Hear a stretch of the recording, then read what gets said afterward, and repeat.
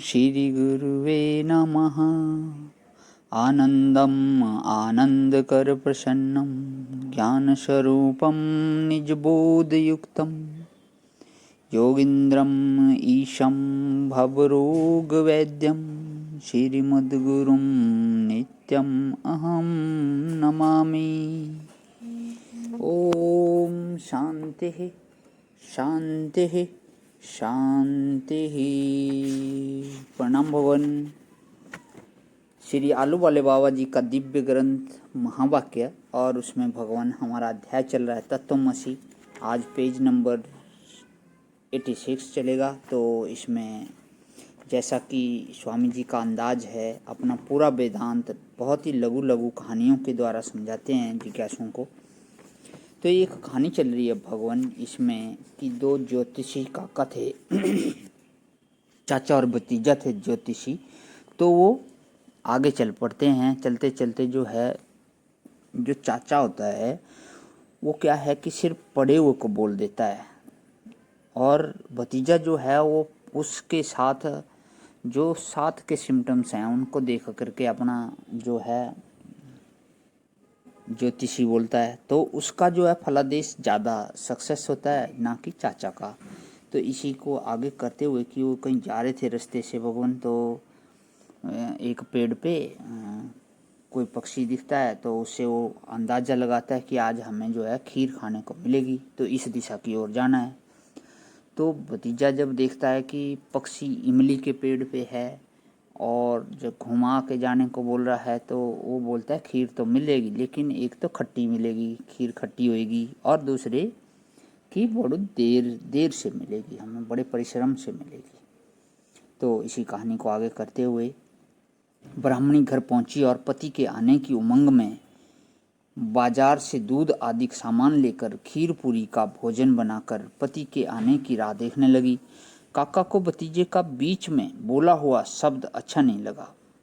ब्राह्मणी के जाने के बाद वह कुछ कूड़ा और बोला, भतीजे बैठे रहने से कुछ काम नहीं हो चलेगा, तू ग्राम में जा और किसी के यहाँ का न्योता ले आ, अथवा कहीं से सीधा सीधा ही ले आ।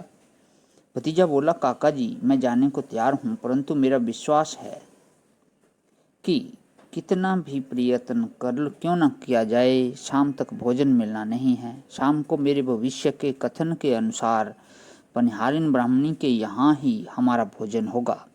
काका यह बात सुनकर क्रोधित होने लगा। उसे क्रोधित देखकर भतीजा वहाँ से चला और मोहल्लों में घूमने लगा, परंतु उसे कुछ न मिला और अंत में घूम घाम कर खाली हाथों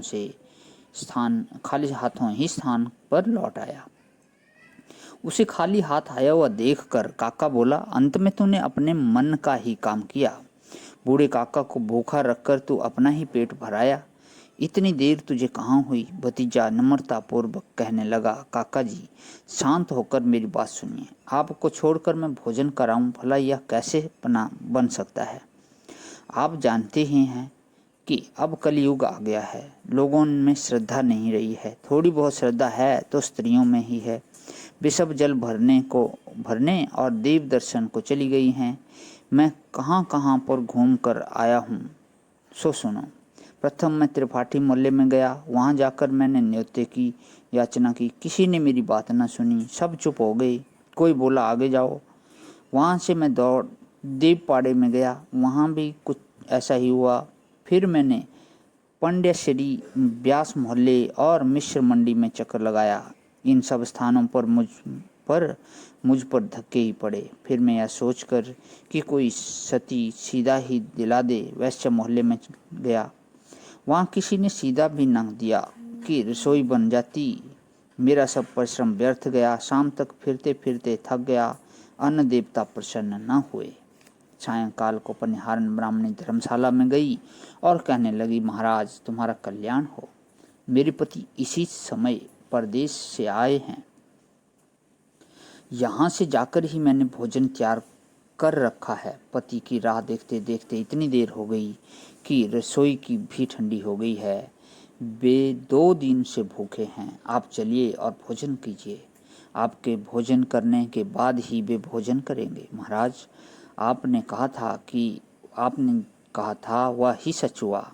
कुछ रत्न लेकर वे आ रहे थे। मार्ग में लुटेरे मिल गए। उनको देखकर वे वृक्ष के कोटर में घुस बैठे। जंगल में रात्रि पड़ गई। वहाँ ही पड़ा रहना पड़ा। दूसरे दिन चलने के समय लुटेरे फिर दिखाई दिए, इसलिए फिर छुपे रहे। 2 दिन से कुछ खाया नहीं है, परंतु कष्ट भोग कर धन सहित आ पहुँचे हैं। चलिए भोजन के लिए जल्दी चलिए। दोनों भोजनों के लिए गए। वहाँ जाकर भोजन किया तो मालूम हुआ कि खीर खट्टी हो गई है। इस प्रकार दोनों प्रश्नों का भतीजे का दिया हुआ उत्तर ठीक मिला। तो इससे आगे का भवन कर लेता हूँ। ओम शांति ही शांति ही शांति ही। प्रणाम भवन।